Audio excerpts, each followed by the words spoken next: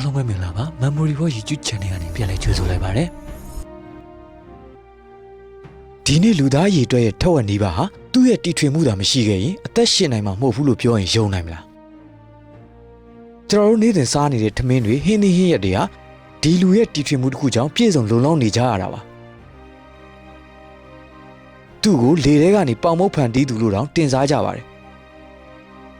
နောက်ပြီးတစ်ချိန်တည်းမှာပဲသူ့ကိုဓာတုစစ်ပွဲရဲ့ဖခင်ကြီးလို့လည်းခေါ်ခဲ့ကြပါသေးတယ်။သူ့ကြောင့်စစ်မြေပြင်မှာလူတောင်းကြီးအဆုတ်ပျက်စီးပြီးတွေးရန်သေဆုံးခဲ့ရတယ်။သူ့ရဲ့တီထွင်မှုကပဲနောက်ဆုံးမှာသူ့ရဲ့အမျိုးတွေကိုပြန်တက်မဲ့နာဇီတွေရဲ့လက်နက်ဖြစ်ခဲ့ပါတယ်။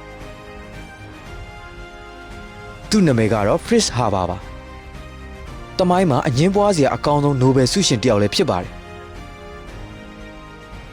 သူဟာကမ္ဘာကြီးကိုကယ်တင်ခဲ့တဲ့သူရဲ့ကောင်းလား။ဒါမှမဟုတ်လူတန်းပေါင်းများစွာကိုတတ်ခဲ့တဲ့နတ်ဆိုးလားဆိုတာဒီနေ့မှာတော့သိပ္ပံပညာရဲ့အမှောင်မိုင်ဆုံးစာမျက်နှာတွေကတစ်ခုချောင်းကိုဖွင့်လှစ်ကြည့်ကြရအောင်ပါ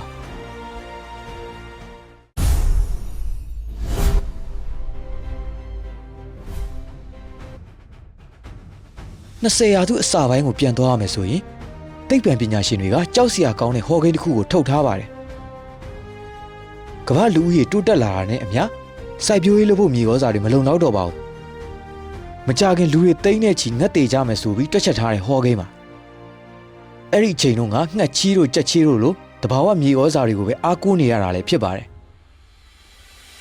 ဒီပြဿနာကိုဖြေရှင်းဖို့ဂျာမန်ဓာတုဗေဒပညာရှင် Fritz Haber ပေါ်ထွက်လာပါတယ်သူကဂျူးလူမျိုးတစ်ယောက်ပါဒါပေမဲ့ဂျာမနီနိုင်ငံကိုသူ့အသက်ထက်ချစ်တဲ့မျိုးချစ်တစ်ယောက်လည်းဖြစ်ပါတယ်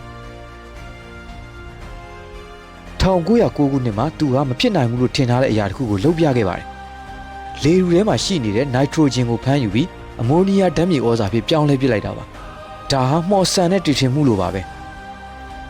ဒီနည်းပညာကြောင့်ကမ္ဘာတဝန်းမှာစိုက်ပျိုးရေးတွေအောင်မြင်လာတယ်အစာရေစာပေါ်များလာတယ်အရှင်းဆုံးပြောရမယ်ဆိုရင်ဒီနေ့ကမ္ဘာပေါ်ကလူသား90ရာခိုင်နှုန်းရဲ့ခန္ဓာကိုယ်ထဲမှာ Fritz Haber တီထွင်ခဲ့တဲ့နိုက်ထရိုဂျင်တွေစီးဆင်းနေတယ်လို့ပြောလို့ရပါတယ်အဲ့ဒီနည်းပညာသာမရှိခဲ့ရင်ဒီနေ့ကမ္ဘာပေါ်မှာလူသားတစ်ဝက်လောက်ဟာအစာရေစာမလုံလောက်ပဲအသက်ရှင်နေနိုင်မှာမဟုတ်ပါဘူး1914ခုနှစ်မှာပထမကမ္ဘာစစ်ကြီးစဖြစ်ပါတယ်။အဲ့ဒီချိန်မှာ Fritz Haber ဟာသူ့ရဲ့တခွဲခန်းကိုပစ်ထားပြီးစစ်တပ်ထဲကိုဝင်သွားပါတယ်။သူ့ရဲ့ခံယူချက်ကတော့ရှင်းပါတယ်။ငြိမ်းချမ်းချိန်မှာသိပ္ပံပညာကကမ္ဘာကြီးအတွက်ဖြစ်ပေမဲ့စစ်ပွဲအတွင်းမှာတော့သိပ္ပံပညာဟာနိုင်ငံတော်အတွက်ဖြစ်ရမယ်ဆိုပြီးတော့ပါ။သူ့ရဲ့ဒီဆုံးဖြတ်ချက်ခံယူချက်ကပဲစစ်ပွဲအတွင်းမှာ Haber ကဗိုလ်ချုပ်တွေကိုအကြံတစ်ခုပေးလိုက်ပါတယ်။တနက်တွေအမြောက်တွေနဲ့ပြစ်နေရင်ကြာမယ်။ကျွန်တော်မှနီလန်တစ်ခုရှိတယ်။လေနဲ့တိုက်မဲ့လက်နဲ့အစိမ့်ငွေပါဆိုပြီးတင်ပြလိုက်ပါတယ်တခြားသိပ္ပံပညာရှင်တွေကဒါလူသားမဆန်ဘူးနိုင်ငံတကာဥပဒေနဲ့မညီဘူးလို့ကန့်ကွက်ကြပါတယ်ဒါပေမဲ့ဟာဘာကတော့စစ်ပွဲမြန်မြန်ပြီးရင်လူသေးတာနဲသွားမှာပဲဘလို့နီးနဲ့သေးတာကသေးတာပဲလို့တုံ့ပြန်ခဲ့ပါတယ်ဟာဘာအတွက်တော့ဒါဟာရက်စက်မှုမဟုတ်ပါဘူးသူ့အတွက်ဒါဟာသိပ္ပံနဲ့မျိုးချစ်စိတ်ပေါင်းစပ်ထားတဲ့တာဝန်တရလည်းဖြစ်ပါတယ်1915ခုနှစ်ဧပြီလ22ရက်နေ့မှာဘယ်ဂျီယံနိုင်ငံအီပါမြို့ရဲ့ညနေခင်းနေဝင်ချိန်မှာမဟာမိတ်စစ်သားတွေဟာသူတို့ဘက်ကိုလေတိုက်လာတာကိုသတိထားမိကြပါတယ်။ဒါပေမဲ့ဒီလေကထူးဆန်းနေပါတယ်။အဝါရောင်တန်းနေတဲ့အစိမ်းရောင်တိတ်တိုင်ကြီးတစ်ခုလိုမြေပြင်မှာကပ်ပြီးလွင့်လာတာပါ။ဒါကတော့ကလိုရင်းအစိမ်းငွေတွေပါ။ဒီအစိမ်းငွေတွေကြောင့်ပဲစက္ကန့်ပိုင်းအတွင်းမှာတင်စစ်သားတွေရဲ့အဆုတ်တွေကလောင်ကျွမ်းသွားပါတယ်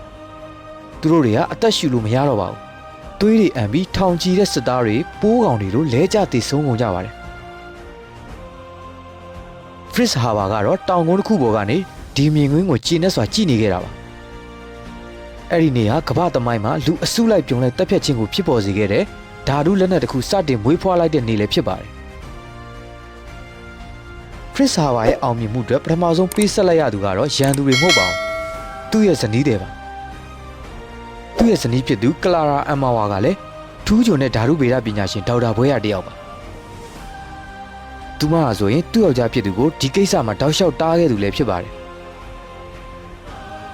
ရှင်လုံနေတာတွေကသိပ္ပံပညာမဟုတ်ဘူးဒါလူသက်နည်းပဲရှင်ကြောင့်သိပ္ပံပညာနာမည်ပြရပြီလို့ပြောခဲ့ပါတယ်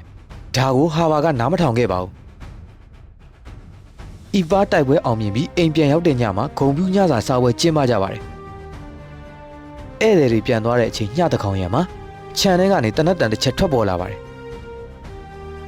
ကလာရာဟာသူ့ယောက်ျားရဲ့စစ်တပ်ထုတ်တနက်ကိုယူပြီးကိုယ့်ရင်ဘက်ကိုပြစ်ကတက်တည်သွားခဲ့ပါတယ်။သူ သူမတည်ဆုံးနေတာကို73နှစ်ရွယ်သားလေးကပထမဆုံးတွေးခဲ့တာပါစိုးဆုံးကတော့နောက်တစ်နေ့မနက်မှာပဲဟာဘာဟာသူမိမအာတုဘကိုတော့မဆောင်တော့ပဲရုရှားစစ်မျက်နှာပြင်မှာအစိမ့်ငွေသွားလွှတ်ဖို့အတွက်အိမ်ကနေထွက်သွားခဲ့ပါတယ်ဒီလိုနဲ့စစ်ကြီးပြီးဆုံးသွားလို့ဂျာမနီတွေစစ်ရှုံးနေခဲ့တဲ့နောက်1918ခုနှစ်မှာဖရစ်ဟာဘာဟာသူ့ရဲ့ဓာတ်မြေဩဇာတီထွင်မှုအတွက်နိုဘယ်ဆုကိုရခဲ့ပါတယ်သူ့အတွက်ဒီဆုကိုကမ္ဘာကကန့်ကွက်တဲ့ကြားကပေးခဲ့တာပါ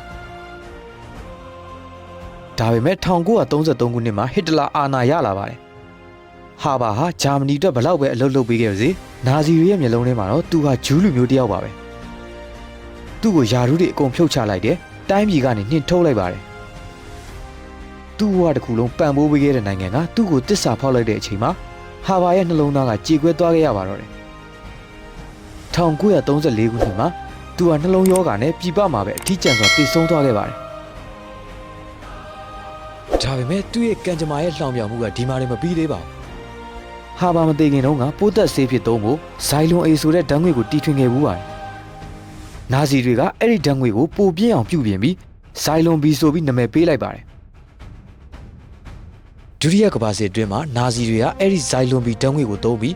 ဖရစ်ဟာဘာရဲ့ဆွေမျိုးသားချင်းတွေအပါအဝင်ဂျူးလူမျိုးတန်ပေါင်းများစွာကိုတပ်ဖြတ်ခဲ့တာပါသူမရည်ရွယ်ခဲ့ပေမဲ့သူ့ရဲ့သိပ္ပံဆိုင်ရာအလုပ်တစ်ခုဟာနောက်ပိုင်းမှာလူသားသမိုင်းတွေကအဆိုးဆုံးတပ်ဖြတ်ရေးစနစ်တစ်ခုရဲ့အဓိကလက်နက်ဖြစ်လာခဲ့ပါတယ်နောက်ဆုံးမှာသူ့မျိုးနယ်ကိုပြန်တက်မဲ့လက်နက်ကိုမတိလိုက်ပဲတီထွင်ပေးခဲ့သူတယောက်လည်းဖြစ်သွားခဲ့ရပါတော့တယ်ဖရစ်ဟာဘာရဲ့ဘဝကိုပြန်ကြည့်မယ်ဆိုရင်သူ့ကြောင့်ကျွန်တော်တို့စားစရာတွေလုံလုံလောက်ရှိနေတယ်သူ့ကြောင့်လူတွေအစိမ့်ငွေတင်ပြီးတည်ခဲ့ကြရတယ်ဒါကြောင့်ဖရစ်ဟာဘာဆိုတဲ့လူဟာကဘာကြီးအတွက်ကယ်တင်ရှင်လားဒါမှမဟုတ်တမိုင်းတရခံလားဆိုတာဒီအဖြေကိုတော့မိတ်ဆွေတို့ကိုယ်တိုင်ပဲဆုံးဖြတ်ပြီးမှတ်ချက်လေးတွေပေးခဲ့လိုက်ကြပါဦးအားလုံးကိုကျေးဇူးတင်ပါတယ်